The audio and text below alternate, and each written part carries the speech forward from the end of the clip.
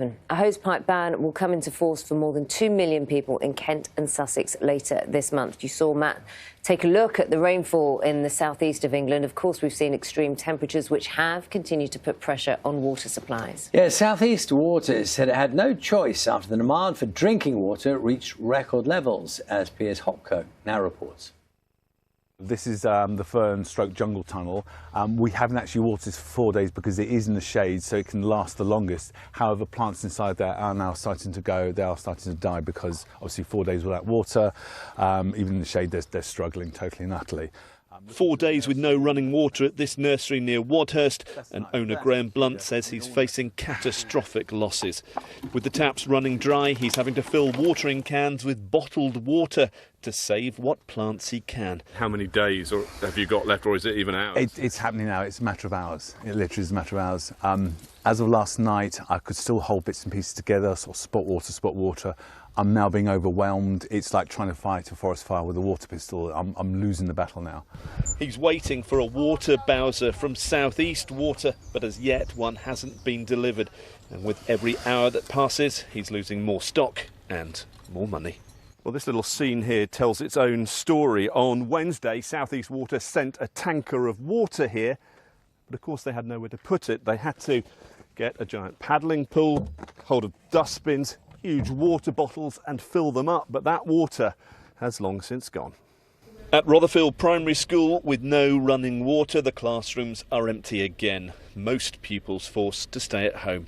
They have, though, been given 2,000-litre tanks of water. Staff, though, face the prospect of using that supply to flush the toilets with buckets.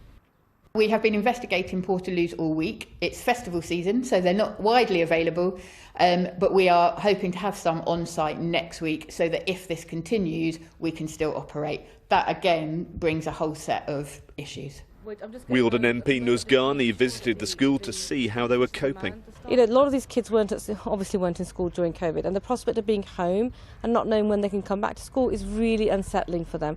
And the reality is that Southeast Water is not communicating with residents or head teachers or those that are managing care homes when the system's going to improve. At the Village Hall bottle station, those who faced a working week without water continue to queue for supplies. Carrie-Ann Whittington from Hailsham has 10 ponies. They drink between 10 and 15 gallons a day, but the water supply here is just a trickle. It is just absolute desperation. They're suffering with heat exhaustion. They are extremely dehydrated now, and without a water delivery, we could be looking at major vet bills with if they get colic. Alison Stitt is on the hunt for water for her horses too. Each day I've been promised a delivery and it hasn't happened. So I'm driving around the countryside, I've had people help me and deliver water, but it's wrong that we're having to do this. I mean, you're literally having to go around and beg for water. Yes, begging. I've got a friend I can go to now in Fertile Road. They have water, which is bizarre because it's betwixt 3 villages that haven't. She's going to fill this up for me. Southeast Water says demand for treated water is at record levels and facilities are working at full output.